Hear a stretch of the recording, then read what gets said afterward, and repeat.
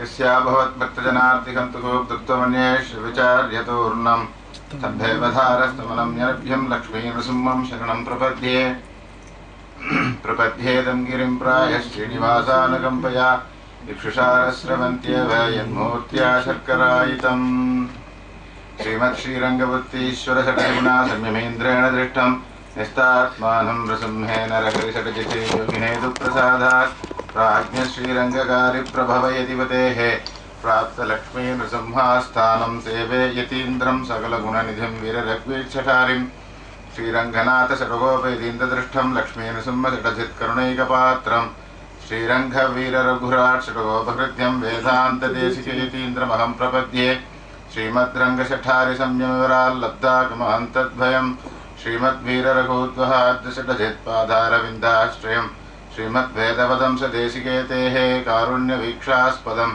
सेवे रङ्गधुरीन शासनवसं नारायणं योगिनं वेदान्तदेशिकेतीन्द्रकटाक्षलब्धत्रय्यन्तसारमणवद्यगुणं बुधाग्रयं नारायणार्यदुर्यकृपाभिषिक्तं श्रीरङ्गनाथयतिशेखरमाश्रयामः श्रीमते श्रीलक्ष्मीनृसिंहदिव्यपादुकासेवक श्रीवञ्चटगोपश्रीनारायणयतीन्द्रमहादेशिकाय नमः श्रीमते श्रीवञ्चटगोपश्रीरङ्गनाथयतीन्द्रमहादेशिकाय नमः केशवादिकृपापात्रं दीशमादिगुणार्णवं श्रीशठार्यतीशानं देशिकेन्द्रमहं भजे रामानुजदयापात्रं ज्ञानवैराग्यभूषणं श्रीमद्वेङ्कटनाथार्यं वन्दे वेदान्तदेशिकं लक्ष्मीनाथसमारम्भां नाथयामुनमध्यमाम् अस्मदाचार्यपर्यन्तां वन्दे गुरुपरम्परां यो नित्यमच्युतपदाम्बुजयुग्मरुग्मव्यामोहतस्तुतितराणि तृणाय मेने अस्मद्गुरोर्भगवतोऽस्य दैकसिन्धोः रामानुजस्य चरणौ शरणं प्रपद्ये नीलातुङ्गस्तनतटे सुतमुद्बोध्य कृष्णं पारार्द्यं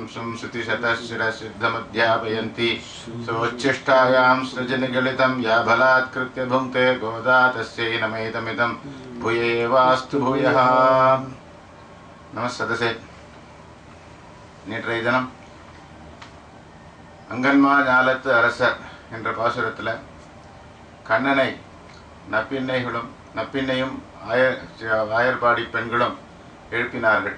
செங்கன் சிறுச்சிறுதே எம்மேல் விழியாவோ என்பதால் உன்னுடைய திருப்பள்ளி எழுந்து முதல் உன்னுடைய திருஷ்டி எங்கள் பேரில் படணும்.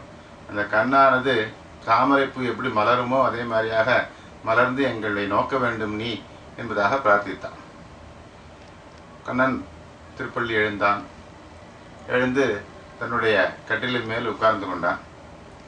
எல்லாரையும் நன்னா குளிர கட்டாட்சித்து பார்த்துட்டு சரி எல்லாரும் என்னை எழுப்பினாங்க, ரொம்ப சந்தோஷம். நப்பின்னையும் கூட வந்து எல்லாரையும் எழுப்பியிருக்கா. பார்த்துட்டு எல்லாரையும் நன்னா குளிர கட்டாட்சிச்சான். பார்த்துட்டு அவளை கேட்குறான், என்னம்மா என்ன சமாச்சாரம், நீங்கள்லாம் வந்திருக்கங்க, என்னை எழுப்பினாங்களே, என்ன வேணும் உங்களுக்கு? ஏதோ என்னால் ஏதாவது முடிஞ்சால் நிச்சயமாக உங்களுக்குலாம் ஒத்தாசை பண்ணுறேன் அப்படின்னு சொன்னான். என்ன கண்ணா நீ இப்படி வந்து முடிஞ்சான்னு சொல்கிறிய, உன்னால் முடியாதுன்னு ஏதாவது ஒன்று உண்டா அப்படின்னு கேட்குறாளாம். அவெல்லாம் அதுக்கு சொல்கிறான், என்னால் நிறையா முடியாது அப்படின்டா. என்ன முடியாது அப்படின்னா, நீ சர்வசக்தனாச்சே, உன்னால் முடியாதுன்னு என்ன இருக்குது அப்படின்னா, இருக்குது நிறைய லிஸ்ட்டு கொடுக்குறான். என்னால் ஜீவாத்மாவை அழிக்க முடியாது, ஜீவாத்மா அழியாது, அவனாலையும் அழிக்க முடியாது. என்னால் ஜீவாத்மாவை அழிக்க முடியாது, லீலா விபூதி மாதிரி வைகுண்டத்தை என்னால் அழிக்க முடியாது. அதுக்கப்புறம் உங்கள் முக்தி அடைஞ்சு அங்கெல்லாம் இங்கேருந்து சம்சாரத்திலேருந்து மோட்சத்துக்கு வந்தவாளை திருப்பி சம்சாரத்துக்கு என்னால் அனுப்ப முடியாது.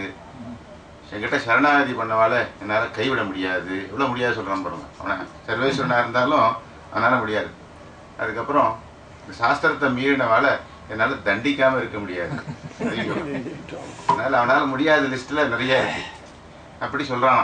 உடனே எல்லாரும் சொன்னான், அந்த சிறுமிகள்லாம் சொல்கிறான், கிருஷ்ணா என்ன அவ்வளோ எங்களெல்லாம் என்ன அவ்வளோ முட்டாளாக நினச்சிட்டியா நீ என்று கேட்குறான். நாங்கள்லாம் அந்த மாதிரி உன்னை வந்து இதெல்லாம் பண்ண சொல்லலை. நாங்கள் சின்ன சமாச்சாரம் தான். நீ என்ன திருப்பள்ளி எழுந்துட்ட, உன்னோட நடை அழகை பார்க்கணும், நீ நடந்து வரணும், அந்த நடை அழகை பார்த்து நாங்கள்லாம் சந்தோஷப்படணும். வந்து எப்படி வரணும் அப்படின்னு கேட்குறான். சரிம்மா நாங்கள் எப்படி நடக்கணுன்ற இல்லைங்க அப்படின்னா சொல்கிறா, நீ சிங்கம் மாதிரி நடந்து வரணும். நீங்கள்லாம் எங்கே ஏதோ ஒரு கிராமத்தில் இங்கே இருக்கங்க, சிங்கம்லாம் காட்டில் இருக்க ஒரு மிருகம் அது நீங்கள் பார்த்துருக்கீங்களா? அது எப்படி நடக்கும் தெரியுமா உங்களுக்கு? நான் நடந்தாக்க சிங்கம் நடந்ததுன்னு எப்படி தெரியும் உங்களுக்குன்னு கேட்குறான். இதெல்லாம் முக்கூரேஷிங்கிற அந்த மாதிரியாக ஒரு அழகா ரசமாக வியாக்கியானம் எழுதியிருக்கேன். உடனே அவள் சொல்கிறா, நீ எப்படி நடக்கிறியோ அதை பார்த்து நாங்கள் சிங்கம் அப்படி தான் நடக்கும்னு நாங்கள் தெரிஞ்சுக்கிறோம். நாங்கள் எதுக்கு காட்டுக்கு போனோம்? நீ அழகாக நடக்கிற பாரு, அப்படி தான் சிங்கம் நடக்கும்னு எங்களுக்கு தெரியும். இது எப்படிமா சொல்கிறேன்? நான் நடக்கிறது தான் சிங்கம் நடன்னு எப்படி தெரியும் அப்படின்னா, ஒன்றை தான் சொல்லியிருக்காளே எங்கள் பெரியவாள்லாம். அப்படின்னா தேவகி சிங்கமே, யசோதை இளஞ்சிங்கமே சொல்லியிருக்கா. நீ தான் சிங்கம், நீ சிங்கமாக இருக்கிறதுனால நீ நடக்கிறது தான் அந்த சிம்மகதி என்பதாக சிம்மத்தினை நடை பார்க்க வேண்டும். உன்னுடைய நடை எப்படி இருக்க வேண்டும், அந்த சிங்கம் எப்படி நடக்கணுன்றதையும் இவாளே சொல்கிறா. அந்த பாசுரம் தான் இன்றைய தினம் நாம் அனுபவிக்க போகிறோம். மாரிமலை முழஞ்சில் மண்ணி கிடந்துறங்கும் சீரிய சிங்கம் அறிவுற்று தீ விழித்து வேரிமையர் பொங்க வெப்பாடும் பேருந்துதறி மூறி நிமிர்ந்து முழங்கி புறப்பட்டு போதருமா போலே நீ பூவை பூவண்ணான் உன் கோயில் நின்றுங்கனே போந்தருளி கோப்புடைய சீரிய சிங்காசனத்திலிருந்து யாம் வந்த காரியம் ஆராய்ந்தருளையிலோரம்பாவாய். எவ்வளவு அழகாக அந்த சிங்கம் எப்படி நடக்க வேண்டும் என்பதை வர்ணிக்கிற ஆண்டாள். அது எந்த மாதிரியான ஒரு சுச்சுவேஷனில் அந்த சிங்கம் எப்படி அந்த குகையிலேருந்து வெளியில் வரும் என்பதை ரொம்ப அற்புதமாக வர்ணிக்கிறார். கீழே பாசுரத்தில் நாங்கள்லாம் அனன்யகதிகளாக ஒரு இடத்துல வந்து சேர்ந்தோம்னு சொல்கிறா இல்லையா? அது சொன்ன உடனே எம்பெருமானுக்கு நமக்கு எல்லா ஏற்றமும் நப்பின்னை பிராட்டினால நமக்கு இவ்வளோ பெருமை இங்கே வந்திருக்கு. இத்தனை பேர் 5 லட்சம் பெண்கள் வந்திருக்கிறான்னா அது காரணம் யாரு? நப்பின்னை பிராட்டி. இத்தனை பெருமைக்கு காரணம் அவள் வந்து என்னை நிகழ்க்கிலும் என்னுடைய நல்லஞ்சன் தன்னை அகல்விக்க தானும் இல்லானி. நம்மாழ்வார் சொல்கிறார், என்ன நீ வந்து என்னை நீ ஒத்துக்கலைன்னா கூட என்னோட நெஞ்சு இருக்கு பாரு, அந்த நெஞ்சு வந்து உன்னோட சம்மந்தப்படுறது. அதை உன்னால் அந்த நெஞ்சில் நீ இருக்க பாரு, அதை உன்னை யாராலையும் நீக்க முடியாது அப்படின்ற. என்னுடைய நல்லஞ்சன் தன்னை அகல்விக்க தானும் இல்லானி. நீ ஒன்னாலையும் முடியாது. இப்போ அந்த ஒன்றால் முடியாத லிஸ்ட்டில் இதையும் சேர்த்துக்கலாம். ஆழ்வாருடைய நெஞ்சிலேருந்து எம்பெருமான் எடுக்க முடியாது அப்படின்னு. பின்னை நெடும்பனைத்தோள் மகிழ்வீடுடை முன்னை அமரர் முழு முதலானே. நீ என்னன்னா நப்பின்னையோட நான் தாசன், நப்பின்னைக்கு நான் அடியவன். அப்படி இருக்கிறதுனால என் நெஞ்சிலேருந்து உன்னால் எடுக்கவே முடியாது ஒன்று அப்படின்றார். அதனால் நப்பின்னையுடைய சகாயம் இருக்கிறபடினால இந்த பெண்களுக்கு எம்பெருமான் ஐயோ இவாள்லாம் நப்பின்னை தான் நமக்கு எல்லா ஏற்றமும் நப்பின்னையினால் ஏற்பட்டது. அப்படிப்பட்ட அவளோட இவர்கள்லாம் சம்பந்தம் உடையவர்கள். இப்படி இருக்கிறவாள் வந்து அதனால் பகவானை விட பிரத்யசக்தி பிராட்டி பக்கலிலே தானே. அதனால் பிரத்யாசக்தி பிராட்டி பக்கலில் அவளுக்கெல்லாம் வந்து நப்பின்னைகிட்ட தான் ரொம்ப பிரியம் ஜாஸ்தியாக கோபிகளுக்கு கிருஷ்ணனை விட. அதனால் அவளிடத்துல அவளுக்கு தானே ரொம்ப பிரதிபக்தி நிறையா இருக்குது. அதனால் எப்படி சொல்கிறாளாம் அப்படின்னா அதுக்கும் ஆழ்வார் தான் சொல்கிறார், என் திருமகள் சேர் மார்வனே என்னும். என்னுடைய திருமகள், என்னுடைய பிராட்டி, என்னுடைய பிராட்டியினுடைய அவளை நெஞ்சிலே வச்சுருக்கிறேன்னு பிராட்டியை இட்டு பெருமாளுக்கு சம்பந்தம் சொல்கிறான். நமக்கு பெருமாளுக்கு சம்பந்தம் நேரம் வேண்டாம், இவளை இட்டு சம்பந்தம் சொல்கிறார். என் திருமகள் சேர் மார்பனே என்னும் என்னுடைய ஆவியே என்னும் என்றபடி. அதனால் தண்டகாரண்யவாசி ரிஷிகள் பக்கலில் க்ஷமை கொண்டா போலவும் விபீஷணனுக்கு சாந்தியவன வார்த்தைகள் சொன்னா போலவும் இவன் சொல்ல முற்படுகிறான். அதனால் ரிஷிகள்லாம் வந்து அங்கே தண்டகாரண்யத்தில் இவ காட்டில் இருக்கச்சே அங்கே ரிஷிகள்லாம் வந்து ராவணை சேவிச்சு எங்களுக்கெல்லாம் ரொம்ப கஷ்டமாக இருக்குது, இந்த ராவணன் ரொம்ப பாடாப்படுத்துகிறான், அவனை எல்லாம் வதம் பண்ணோம் அப்படின்னா அவர் வந்து அவளுக்கெல்லாம் அது பண்ணுறார், சமாதானம் சொல்கிறார். கவலைப்படாதீங்க, நான் ராவணனை அழித்து உங்களெல்லாம் நான் ஒரு இதெல்லாம் காப்பாற்றுறேன், நீங்கள்லாம் தபஸெல்லாம் பண்ணலாம், ஒரு இடைஞ்சலும் வராது என்பதாக அவளுக்கெல்லாம் ஆறுதல் சொல்கிறான். அதே மாதிரி விபீஷணன் அங்கேருந்து வரான், லங்கையிலேருந்து எல்லாத்தையும் விட்டுட்டு வரான் இல்லையா? அந்த மாதிரி வந்தால் அங்கேயும் அவனுக்கு ஆறுதல் சொல்கிறான். அந்த மாதிரியாக இந்த ஆய்ப்பாடி பெண்களுக்கு ஆறுதல் சொல்கிறதுக்காக என்னமாகணும் என்றதெல்லாம் கேட்குறான். ஆச்சான்னு ஒரு ஆச்சாரிய பரம்பரையில் அவர் சொல்கிறார், அகதிம் சரணாகதம் ஹரே என்பதாக இத்தியாதி விண்ணப்பம் செய்ய. இது ஆளவந்தார் ஸ்தோத்திர சொல்கிறார், அகதிம் சரணாகதம் ஹரே, நாங்கள் வேறு கதி இல்லாமல் நாங்கள் சரணாகதர்களாக ஆனோம்னு சொன்னார். உடனே அதை கேட்ட அழகர், நம் ராமானுசனை பெற்றிருக்க இங்கே நாம் சொல்ல பெறாய் என்கிறார். நீங்களாம் அனாதிகள் அகதிகள் இல்லை. நீங்களாம் ஏன் அகதிகள் இல்லை அப்படின்னா நீங்களாம் ராமானுஜதாசர், உங்களுக்கு இருக்கிற செல்வத்துக்கு என்ன குறைவு, ஆகையினால நீங்களாம் ஏன் அப்படி சொல்கிறேங்க? அந்த மாதிரி சொல்ல வேண்டாம். நீங்கள் அகதியும் சரணாகதம் ராமானுஜதாசன்னு சொல்லிட்டு வாங்க. ஏன் நீங்கள்லாம் அவங்கள குறைச்சி அகதிகள்னு சொல்லிக்கிறீர்கள்? அப்படியாக இப்படி ஆண்கள் விஷயத்திலே நெஞ்சாற்றல் படும் இவன் பெண்கள் திறத்தில் எப்படி அங்கே ரிஷிகள்லாம் வந்து பிரார்த்திச்சு அவளுக்கெல்லாம் ஆறுதல் சொன்னானோ, எப்படி விபீஷணனுக்கு இவன் ஆறுதல் சொன்னானோ, அது மாதிரி ஆண்கள் விஷயத்திலேயே அவன் இவ்வளவு இரக்கமுடையவனாக இருக்கிறவனே ஆச்சே. அப்படி இருக்கச்சே இவெல்லாம் பெண்கள் விஷயத்தில் இவெல்லாம் பெண்கள் பாவம். இப்படிப்பட்ட அவர்கள் திறத்தில் மிக உருகி உங்களுக்கு என்ன வேண்டும் என்று கேட்க பேரோலக்கமாக இருந்து கேட்க வேண்டும் என்க. நீ சரிம்மா, நீ என்ன பத்திரமா பண்ணணும்ப்பா, நாங்கள் சொல்கிறத நீ கேட்கணும்.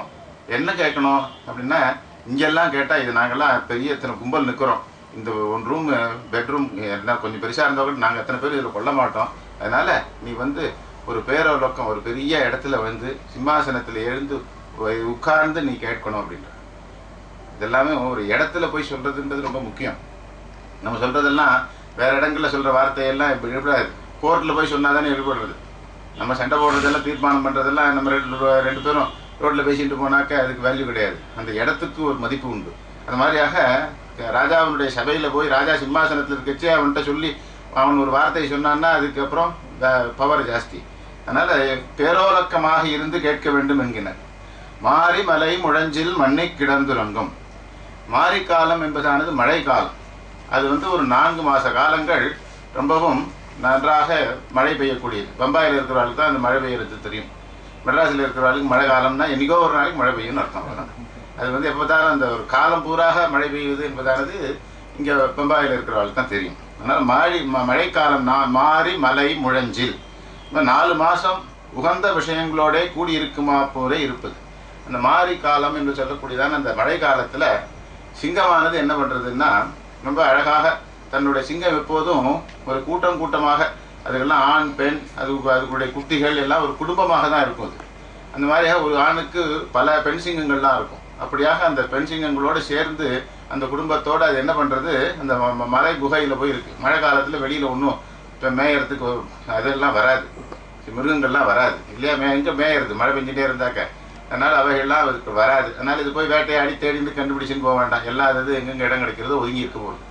அது மாதிரியாக இந்த சிங்கங்கள் என்ன பண்ணுறதுன்னா குகையில் போய் ஒதுங்கி அந்த கூட்டமாக அவைகளாக இருக்கின்றன. அந்த உகந்த விஷயங்களோட அதாவது இருக்கச்சே அது வந்து தனியாக இருக்கிறது இல்லை, குடும்பத்தோடு இருக்க அப்படின்னாலும் சந்தோஷமாக குட்டி குடும்பத்தோடு அது வந்து மழை பெய்ய வெளியில் நம்மெல்லாம் கூட ரொம்ப மழை பெஞ்சு ஆஃபீஸ் லீவ் விட்டு ஆற்றுல ஜம்முன்னு ஜாலியாக உட்காந்துருக்கோம் இல்லையா. அந்த மாதிரி சிங்கங்கள்லாம் 4 மாத காலம் உட்காந்துருக்கான். அந்த மாதிரி மாரி மலை முழஞ்சில் மண்ணி கிடந்துறங்கும் அப்படின்றதா சொல்கிறேன். மண்ணின்னா ரொம்ப ஒன்றி ஒருவரோடு ஒருவர் சேர்ந்து கொண்டு நம்பாக ரொம்ப சந்தோஷமாக தூங்கிட்டு இருக்கலாம். அங்கே மாறி இப்படி சொன்னாக்க இங்கே கிருஷ்ணன் நப்பினை விராட்டி கட்டிலே உறங்கும்படியான காலம். மாரி மலை முடிஞ்சில் மாரி காலம்னா என்ன காலம், கிருஷ்ணனும் நப்பின்னையும் சேர்ந்து இருக்கக்கூடியதான காலம். மலை முழஞ்சில் சிம்மம் தான் மலைக்கு ஆபரணமாக இருக்கும். சிம்மம் என்பதானது ரொம்ப ஒரு மெஜஸ்டிக் அனிமல். கஜன் யானையும் ஒரு நல்ல கம்பீரமான அனிமல். சிங்கங்கள் அது நடந்து வர அழகு அதனுடைய இதெல்லாம் ரொம்ப கம்பீரமாக இருக்கும். அப்படிப்பட்டதான சிங்கம் வந்து மலைக்கு ஆபரணம். அந்த மலை முழஞ்சில் குகையில் முழஞ்சின்னாக்க அதுக்குடைய சின்ன கேப்லன்னு அர்த்தம்.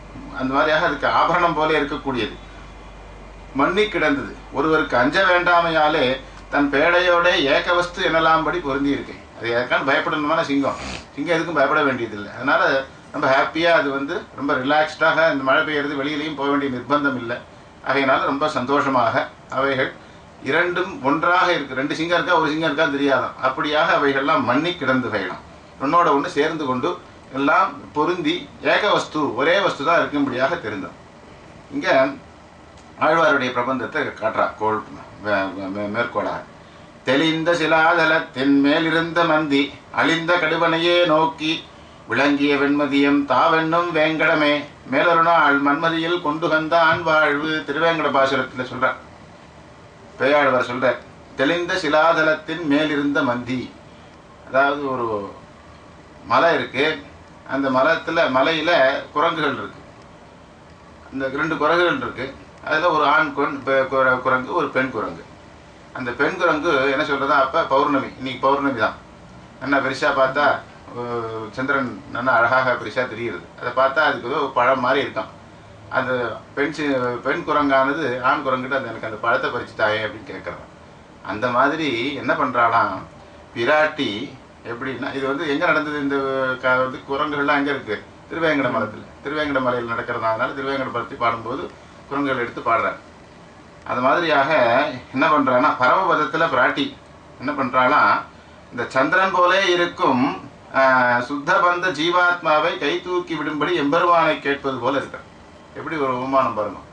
அங்கே வந்து பிராட்டி இருக்கா, இங்கே வந்து பெண் குரங்கு அந்த சந்திரனை எனக்கு தா அப்படின்ற மாதிரி இந்த சுத்தமான இருக்கக்கூடியதான ஜீவாத்மாவை எனக்கு எடுத்து தாயே என்பதாக அவளை கடதேற்றி இங்கே அச்சின் வாயே என்பது சொல்றது போல இருக்கான் ஆழ்வாருடைய அனுபவம் இங்கே சொல்கிறான். இந்த மாதிரி மலை முழஞ்சில் மலையினுடைய இதில் இருக்கக்கூடியதான சிங்கங்கள்லாம் இருக்குது. அந்த மாதிரியாக இந்த பிராட்டியும் பெருமாளையும் சேர்ந்து இருப்பது போல் இந்த மலை முழஞ்சில் இந்த சிங்கங்கள்லாம் படுத்துட்டு இருக்கு. மண்ணி கிடந்துறங்கும் ஒழுகு நுண்பணி கொடுங்கிய பேடையை அடங்க வஞ்சிரை கோழி தழுவவும் உறங்கும் சீரிய சிங்கம் உறங்கும் போதே அழகு. இந்த சிங்கங்கள்லாம் எப்பயுமே அழகாக தான் இருக்கும். அது நடந்தாலும் அழகு, அது பாய்ந்தாலும் அழகு, அது தூங்கினாலும் அழகாக தான் இருக்கும். அந்த நடையழகு இங்கே வந்து உறங்கியதான உறங்கும் போதைக்கான அழகு. அதுக்கும் தொண்டரடிப்படை ஆழ்வார் சொல்கிறார். அவர் அந்த ஆழ்வார் வந்து ஒரே ஒரு பெருமாளை தான் பாடினார். ரங்கநாதனை தவிர வேறு யாரையும் பாட மாட்டேன்னு. அரங்கனை பாடின வாயால் குரங்கனை பாட மாட்டேன்னு சொன்னார். ஆனால் அவர் வந்து எல்லாரும் பெருமாள் தான், அதனால் அவர் எல்லாரும் பாடினதாக தான் நம்ம கணக்கு பண்ணணும்.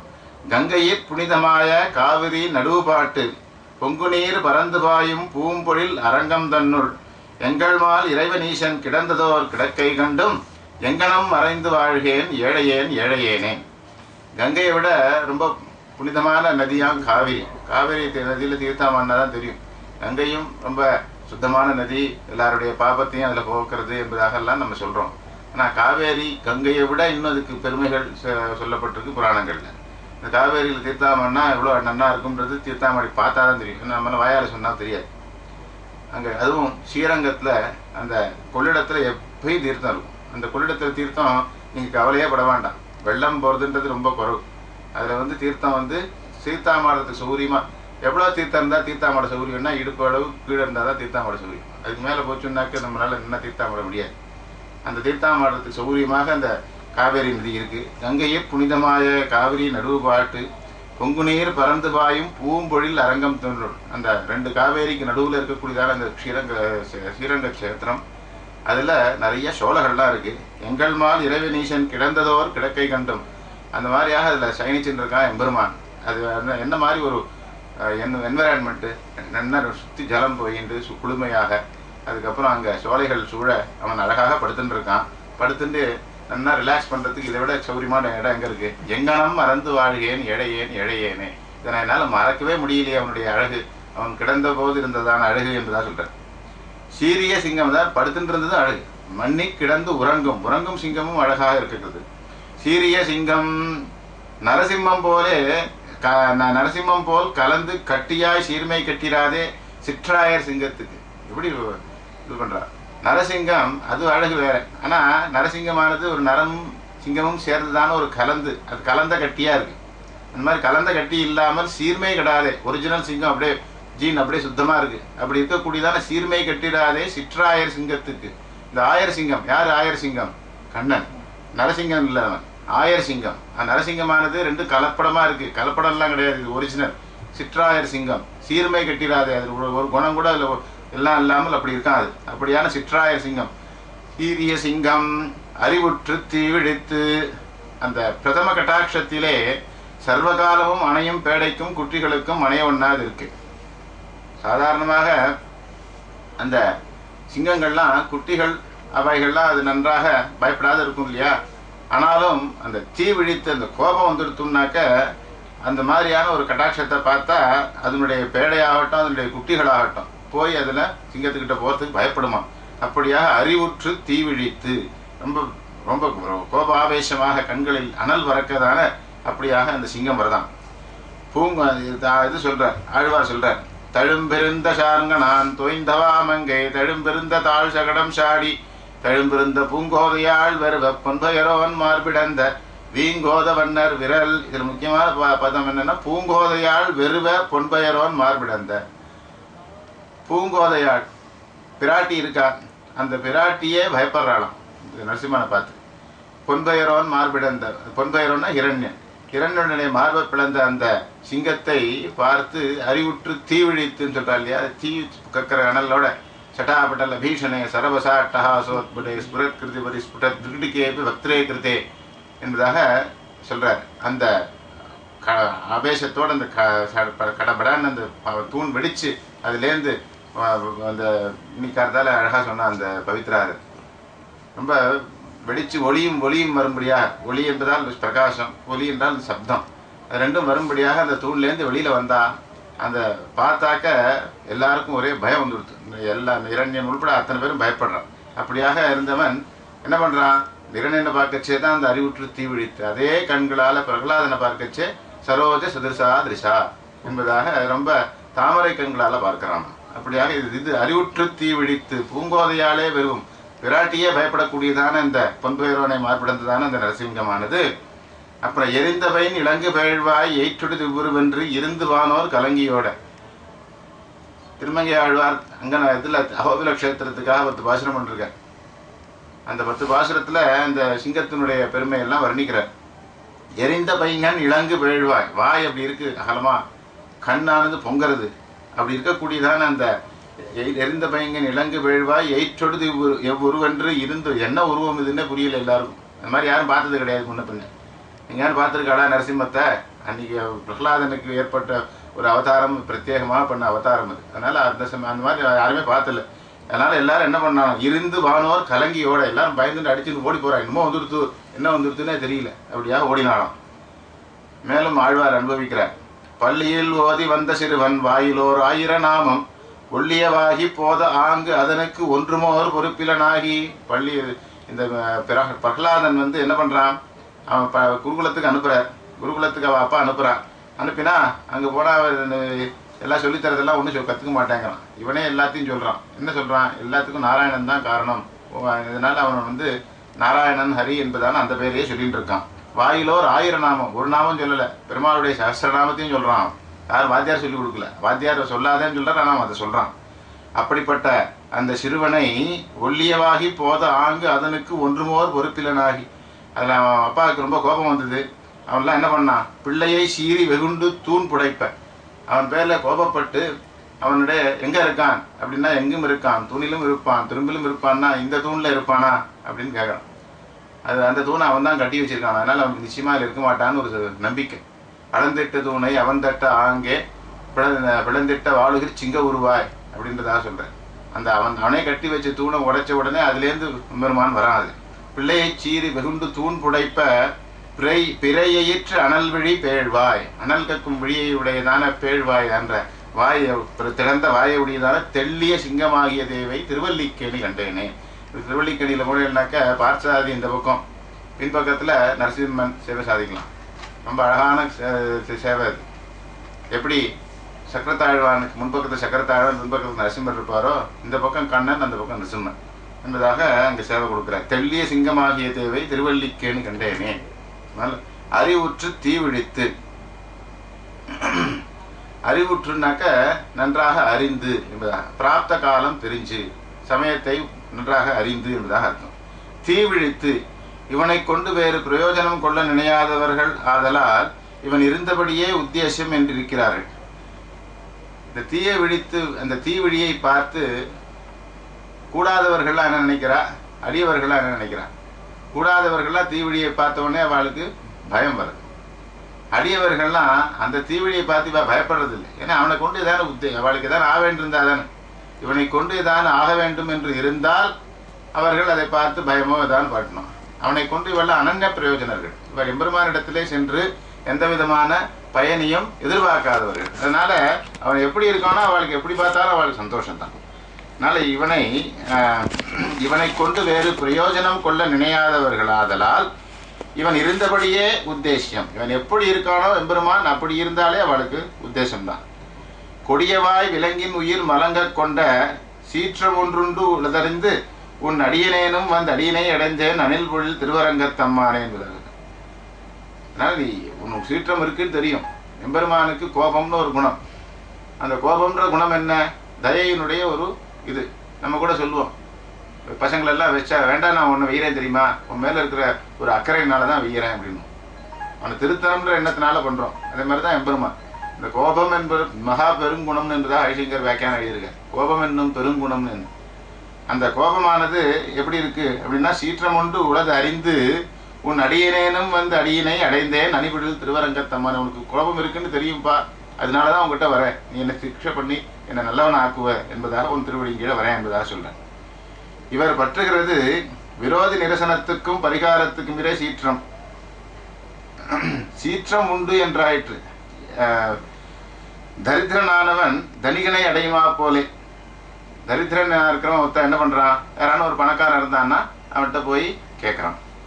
சீற்றம் உண்டு என்றாயிற்று இவர் பற்றுகிறது. எம்பெருமானுக்கு கோபம் இருக்குன்னு தெரியும். கோபம் இருக்குன்னு தெரிஞ்சதுன்னா அதை போய் அவர்களை அடைகிறார்கள். எதுக்காகனா, விரோத நிரசனத்திற்கு பரிகாரம் இரே சீற்றம். விரோதிகளை போக்குறது சீற்றம்ன்றதான குணம் தானே. ஆகையினால அவனை போய் அடையலாம். எப்படி ஒரு தரித்திரனாக இருக்கிறவன் பணக்காரனை போய் அடையிறானோ, அதே மாதிரியாக எம்பெருமானிடத்துல கோபம் இருந்ததுன்னா நம்மளுடைய விரோதிகளை எல்லாம் போக்குறதுக்கு அந்த கோபம் உபயோகப்படுறது. அதனால அவனை போய் நாம் அடைகிறோம் என்றதாக சொல்கிறான். தேஜஸ் அப்படி இருக்கு. அவனுடைய அனல் விழியா இருக்கு இல்லையா, அறிவுற்று தீவிழித்து என்பதாக சொல்கிறான்.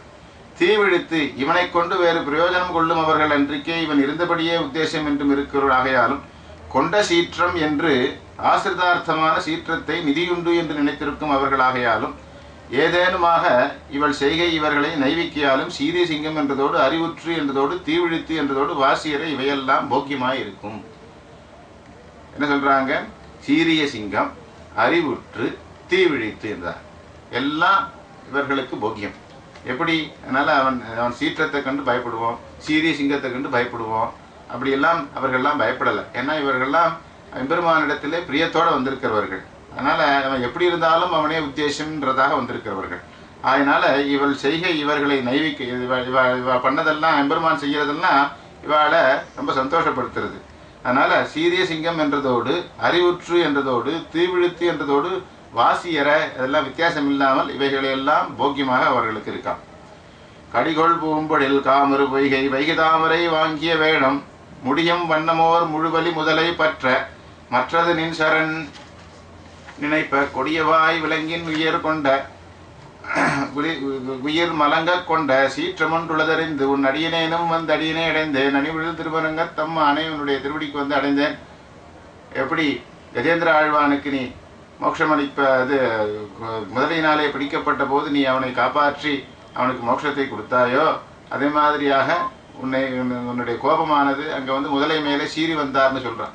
அப்படி அந்த கோபத்தை ஒன்றுன்னு தெரிஞ்சுட்டு வந்து நான் உங்கள் திருவடி கீழே வந்திருக்கேன்.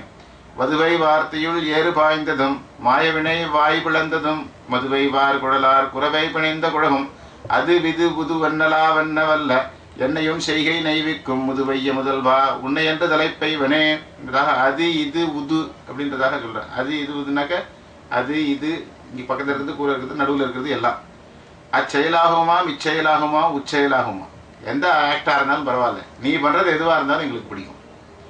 அச்செயலாகுமா இச்செயலாம் உச்செயலாகுமா இதில் எனக்கு ஒரு நிர்பந்தம் இல்லை. உன்னுடைய சேஷ்டிதங்கள் ஆகையும் நானாகையுமே எனக்கு நோபடுகைக்கு வேண்டுவது. உனக்கு நீ பண்ணுற சேஷ்டிதங்கள்